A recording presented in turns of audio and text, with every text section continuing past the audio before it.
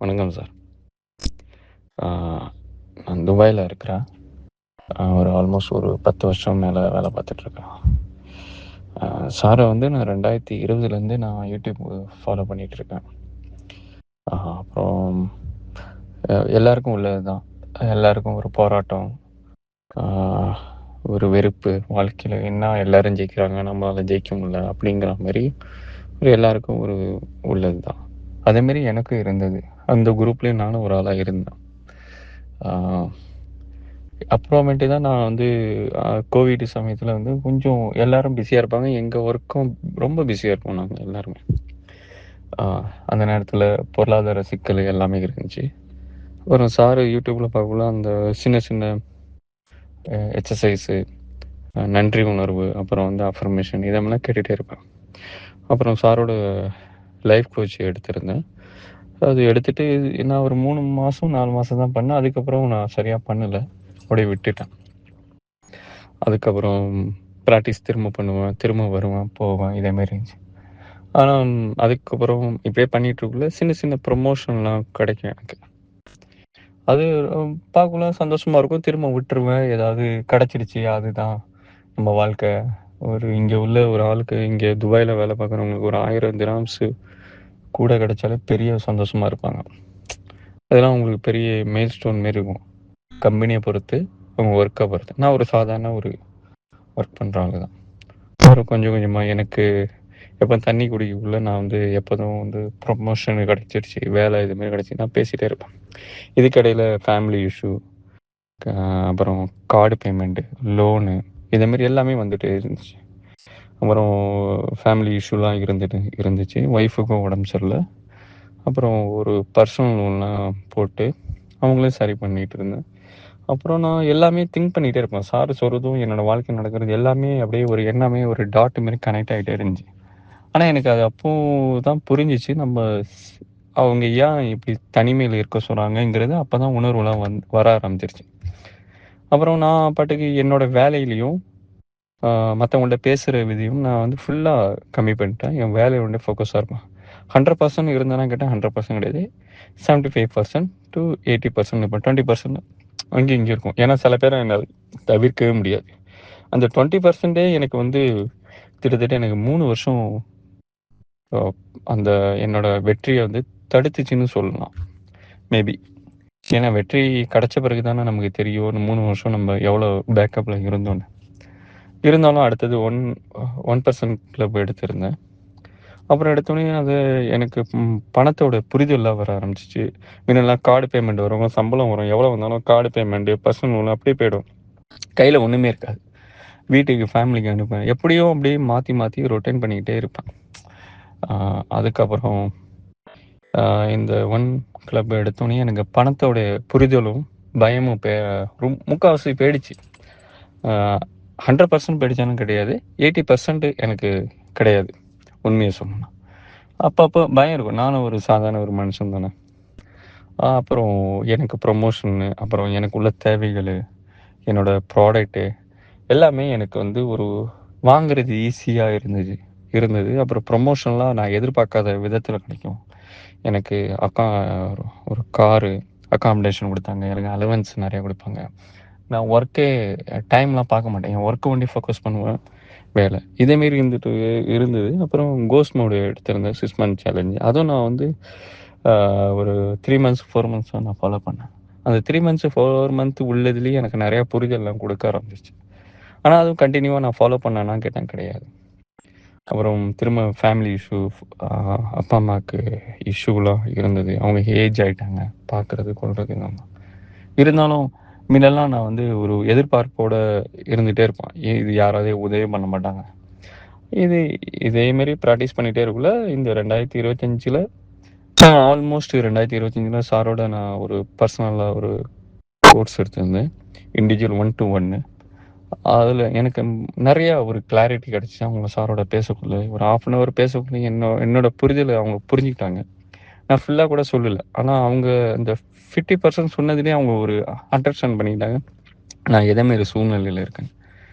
அப்புறம் திரும்ப வந்து நான் கண்மூடித்தனமாக அதை ப்ராக்டிஸ்லாம் பண்ணிகிட்டே இருப்பேன். அதான் 100% நான் இருந்தானே கேட்டேன், கிடையாது, 90%. 10% என்ன அவாய்டே பண்ண முடியாது. ஏன்னா பக்கத்துல அப்படி இருப்பாங்க. அவங்க பேசுவாங்க, கொள்ளுவாங்க. இப்ப ஒர்க் பண்ற மேனேஜரோ, அ அம் ஓனரு எல்லாருமே வந்து பேசிட்டே இருப்பாங்க. நாங்க அவாய்டே பண்ண முடியாது. அதுமாரி க்ளோஸான ஒரு இதெல்லாம் இருப்பாங்க. சார் இந்த ரூல்ஸ் 2 மினிட்ஸ் இருக்கும். 2 மினிட்ஸுங்கிறது 3 மினிட்ஸ், 5 மினிட்ஸ் ஆகும். மேக்ஸிமம் அவாய்ட் பண்ணுவோம். எல்லாரும் கேட்பாங்க, நீ என்ன அ "என்ன சாமியார் ஆயிட்டியா? பைத்தியமா?" அப்படின்னு கேட்பாங்க. அதெல்லாம் நான் கண்டுக்க மாட்டேன், ரிப்ளையும் பண்ண மாட்டேன். ஏன்னா நான் என்னோட நோக்கமோ, செயல்பாடோ வேற மாரி இருக்கும். நான் திரும்ப வரேன். 1 பிளஸ் கிளப்ல நான் இந்த தனிமை 1 டூ 1 கிளாஸ் எடுத்துக்கல. நான் 1 கிளப்ல இருந்த அந்த பிராக்டிஸ்ல இருந்த என்னோட 1, 2, 3, 4த்லாம் ஆட்டோமேட்டிக்காவே முடிஞ்சுச்சு. எனக்கு உள்ள ப்ராப்ளம் அதெல்லாம் நான் சார்ட் அவுட் பண்ணேன். ப்ராப்ளம் இல்ல, சேலஞ்சிங் அதெல்லாம் சார்ட் அவுட் பண்ணிட்டேன். இந்த 1ம், 2ம் எனக்கு எப்போதும் இது எப்போ நம்ம அச்சீவ் பண்ண போறோங்கிறது எனக்கு இருக்கும். நம்ம பாட்டு இந்த பிராக்டிஸும் பிலீவ் பண்ணிட்டு நான் பாட்டு செஞ்சுட்டே இருப்பேன். இந்த 2 உள்ள பேட்டர்ன்லாம் பார்த்தீங்கன்னா, ஆட்டோமேட்டிக்கா வித்தின் இந்த 2026ல அதெல்லாம் ஆல்மோஸ்ட் எனக்கு வாங்குற அளவுக்கு தகுதியும், அந்த பொருளாதார இதுவும் எனக்கு ஆட்டோமேட்டிக்கா வர ஆரம்பிச்சிருச்சு. ஆனா 1 கிளப் பண்ணக்குள்ளேயே எனக்கு கொஞ்சம் கொஞ்சம் பணம் சேவ ஆரம்பிச்சுச்சு. பேமெண்ட், கார்டு பேமெண்ட் எல்லாமே பண்ணிட்டு தான் இருப்பேன். இருந்தாலும் எனக்கு கொஞ்சம் கொஞ்சம் சேவ் ஆரம்பிச்சு. அந்த சேவிங் அமௌண்ட்ட நான் எங்கேயாவது இன்வெஸ்ட்மென்ட் பண்ணிக்கிட்டே இருப்பேன். மார்க்கெட்ல எங்கேயாவது பண்ணிட்டே இருப்பேன். சேவிங் ஃபேமிலிக்கு போக எனக்குன்னு கொஞ்சம் வச்சிருக்கிற அளவுக்கு வர ஆரம்பிச்சிருச்சு 2024லயே. 24. அப்ப 2025 ஆல்மோஸ்ட் நான் பர்சனல் லோனும் க்ளோஸ் பண்ணிட்டேன். இது மாரி எனக்கு இருந்தது. ஆனா எல்லாமே சுத்தி வேற நாய்ஸ் நெறைய இருந்துட்டே இருக்கும். நான் அதெல்லாம் பார்க்கவே மாட்டேன். என் வேலை, ஒர்க்கு இது மாரி இருக்கும். எனக்கு ஒரு கான்ஃபிடென்ட் கிடைச்சுச்சு. போல்டா பின்னாடிலாம் கம்பெனில பயப்படுவேன். பேசுறதுக்குலாம். இப்ப பேசலாம் பயம் இல்ல. ஏன்னா நம்ம செய்ற வேலை கரெக்ட்டா இருக்கு. இதுக்கு எதுக்கு பயப்படணும்? வேலைய விட்டு நம்மள வெளிய அனுப்பிருவாங்களோ அதெல்லாம். எல்லாரும் கம்பெனில எல்லாம் வெளியாயிட்டே இருப்பாங்க. ஆனா எனக்கு மட்டும் இன்கிரிமெண்ட் கிடைக்கும். அது எப்படின்னு எனக்கும் தெரியாது. நான் பாட்டுக்கு என் ஒர்க்க பார்த்துட்டே இருப்பேன். அதுக்குன்னு ஒரு ஒரு ஒரு ஒரு லெவல் இருக்கு. ஒரு மீட்டர் இருக்கும். அந்த மீட்டர் நமக்கு அந்த இது புரிதல் வர ஆரம்பிச்சுரும். எது முக்கியம், எது முக்கியம் இல்ல. கோஸ்ட் மோட் எடுக்கக்குள்ளயே எனக்கு பல புரிதல் ஆரம்பிச்சிருச்சு. அ இந்த 3 கோஸ்ட் மோட் எடுக்கக்குள்ளயே பல புரிதல் ஆரம்பிச்சு, எது முக்கியத்துவம் குடுக்கு, எப்படி டயத்த நம்ம செக்ரெட் பண்ணணும் எப்படின்னு. அதுலயும் நார்மல் தான். ஆனா அது அந்த நேரத்துல, அந்த வழியில அதெல்லாம் நமக்கு பெரிய இம்பாக்ட்டா இருக்கும். நமக்கு வாழ்க்கையில இதெல்லாம் ஒரு பெரிய சின்ன சின்ன விஷயம் தான் பெரிய முயற்சிகள மாற்றும். அ பர்சனல் கோல்னா நான் வந்து கம்பெனில சொன்னேன். இது மாரி ஒய்ஃப்‌க்கு நான் எடுத்த ஆப்ரேஷனுக்கு எடுத்த பர்சனல் கோல்லாம் வந்து லோன்லாம் க்ளோஸ் பண்ணிட்டேன் சொன்னேன். நாங்க மேனேஜருக்கே ஷாக்கிங். இந்த சேலரில எப்புட்றா நீ க்ளோஸ் பண்ணுவேன்னு கேட்டாங்க. நான் நான் அவங்கள்ட்ட பெருசா விளக்கம்லாம் குடுக்கல. க்ளோஸ் பண்ணிட்டேன் சார். பேங்கோட அ லெட்டர் எடுத்து குடுத்தேன். இது மாரி பர்சனல் க்ளோஸ் பண்ணிட்டாப்லன்னு சொல்லிட்டு, என்ஓசி லெட்டர் மாரி குடுத்தேன் நான். அதுக்கப்புறம் நான் வேலை தேடுறதெல்லாம் ஆரம்பிச்சுட்டேன். என்னோட வேலைகள் ஸ்டைலும் மாற ஆரம்பிச்சுச்சு. என்னோட டீம நான் பில்டப் பண்ணேன். எனக்கு கீழ உள்ளவங்கள நான் நம்பிக்கையோட பார்க்க ஆரம்பிச்சேன். அவங்க மத்தவங்க சொல்றதுக்கும், நான் சொல்றதுக்கும் பயங்கர பிரஷரா இருக்கும். எல்லாமே கம்பெனில பயங்கரமா பிரஷர் எடுத்துட்டு வேலை பார்ப்பாங்க. நான் கூலாவே எடுத்து வேலை பார்ப்பேன். எனக்கு அதோட அந்த அந்த பயமே கிடையாது. அந்த பயமே கிடையாது.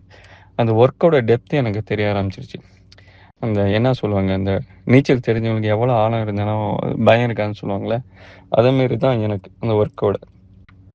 இப்ப கூட நான் கம்பெனில வந்து நெறையா நான் சொல்லுவேன். எல்லாரும் பயப்படுவாங்க. ஏன்னா சொன்னா வேலைய விட்டு தூக்கிருவாங்களா? நான் தைரியமா சொல்லுவேன். அதுக்குன்னு ஒரு லிமிட் இருக்கும், மரியாதை இருக்கும். அந்த அந்த அந்த பார்டர தாண்டவே மாட்டேன். அதுக்குள்ளயே இருப்பேன். இதுக்கிடையில ஃபேமிலி இஷ்யூ எல்லாமே இருக்கும். அதெல்லாம் நான் எதுவுமே கண்டுக்க மாட்டேன். அதெல்லாம் ஆட்டோமேட்டிக்காவே சரியாயிட்டே இருந்துச்சு கொஞ்சம் கொஞ்சமா. எனக்கு செட்டில்மெண்ட் எல்லாமே நான் எதுவுமே கண்டுக்கல. ஆனா எனக்கு எல்லாமே கிடைச்சுச்சு ஆட்டோமேட்டிக்காவே. இது சின்ன சின்னதா இந்த மார்க்கெட்ல இன்வெஸ்ட்மென்ட் பண்ணதுல ஆல்மோஸ்ட் நான் சொல்லியிருந்தேன்ல. முன்னாடியே சொல்லியிருந்தேன். 1 கிளப்ல உள்ளது 1, 2 பாயிண்ட்ல நான் யோசிச்சது 2 இது வாங்குற அளவுக்கு எனக்கு தகுதியும், பொருளாதாரம் இதுவும் வசதியும் வர ஆரம்பிச்சிடுச்சு. கிடைச்சிடுச்சுன்னு வச்சுங்களேன். நான் போய் கேட்பேன். "என்ன சார் நான் வந்து வேற ஏதோ திங்க் பண்றேன். நீங்க என்ன அ சேல்ஸ் அ ஜாப் ப்ரமோஷனும் அ ஒரு ட்ரீம் ஹவுஸ் வந்து நீங்க பிராக்டிஸ் பண்ணுங்க" அப்படின்னு சொல்லுவீங்க. சொல்லுவாப்ல. ஆனா எனக்கு அந்த இதே கிடையாது. எனக்கு அப்போதைக்கு புரியல. அ அப்ப வந்து அந்த ட்ரீம் ஹவுஸ் வாங்குற அளவுக்கு என்ன அது நம்ம கனெக்ட்டே ஆக மாட்டுது அப்படின்னு சொல்லிட்டு, நமக்கு வீடு இருக்கு, எல்லாமே இருக்கு. எதுக்கு அதே ஒரு நம்ம வீடு போதுமான அளவு. இல்லாத தானே நம்ம கேட்போம் அப்படின்னு சொல்லிட்டு நான் கேட்டேன். இல்ல நீங்க இத பண்ணுங்க. அது எல்லாம் கனெக்ட் ஆகும் அப்படின்னு சொல்லுவாங்க. சரி. அவங்க அனுபவத்துல, அவங்களோட எக்ஸ்பீரியன்ஸ்ல அவங்களுக்கு தெரியும். நமக்கு சரி நான் அதே கேட்டுட்டு இருந்தேன். ஆனா நான் அது எப்படி கேட்கணும் என்னங்கிறது உங்களுக்கு கோர்ஸ் எடுக்கக்குள்ளேயே உங்களுக்கு நெறைய தெரியும். ஆனா அது ஆல்மோஸ்ட் அது எனக்கு அந்த வாங்குற அளவுக்கு அந்த பொருளாதாரம் எனக்கு கிடைச்சிருச்சு. ஆல்மோஸ்ட் என்னோட கார்டு பேமெண்ட் எல்லாம் அதெல்லாம் எப்படின்னு சொல்றதுல்ல. அதெல்லாம் ஒரு மேஜிக் மாரி தான். மேஜிக் மாரி தான். ஆனாங்க அதுக்கு இடையில வந்து கம்பெனில பார்ப்பேன். 4 மணி வரைக்கும் மார்னிங் 8 மணிக்கு போவேன். ஏர்லி மார்னிங் 4 மணி வரைக்கும் வேலை பார்ப்பேன். திரும்ப ஒரு நாளைக்கு திரும்ப 4 மணிக்கு திரும்ப 4:30 வீட்டுக்கு போயிட்டு, திரும்ப 8:00 ஏஎம்ல வந்து திரும்ப ஜாயின் பண்ணுவேன். எனக்கு எந்த ஒரு வலியோ, பெயினோ எதுவுமே கிடையாது. நான் ஹேப்பியா வேலை பார்ப்பேன். என்னோட உடம்பும் அதுக்கு தகுந்த மாரி எனக்கு ரெக்கவர் ஆகி குடுத்துச்சு. எது முக்கியம், எது முக்கியம் இல்ல. அது எல்லாமே எனக்கு புரிய ஆரம்பிச்சுச்சு. நீங்களே பார்த்துங்க 8 மணிக்கு காலைல மார்னிங் போவேன். திரும்ப நெக்ஸ்ட் டே 4:00 மார்னிங் வரைக்கும் வேலை பார்ப்பேன். எந்த ஒரு டயர்ட்னஸும் இருக்காது.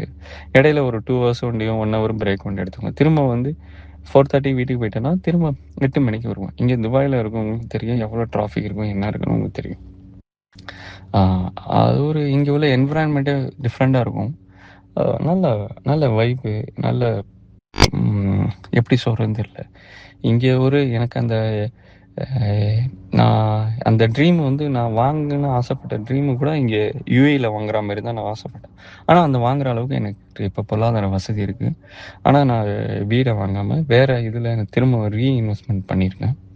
அ ஸோ இதுதான் என்னோட ஒரு 5 இயர்ஸ் ஆ என்னோட பிராக்டிஸு, என்னோட வாழ்க்கையில சின்னதா சொல்லியிருக்கேன்.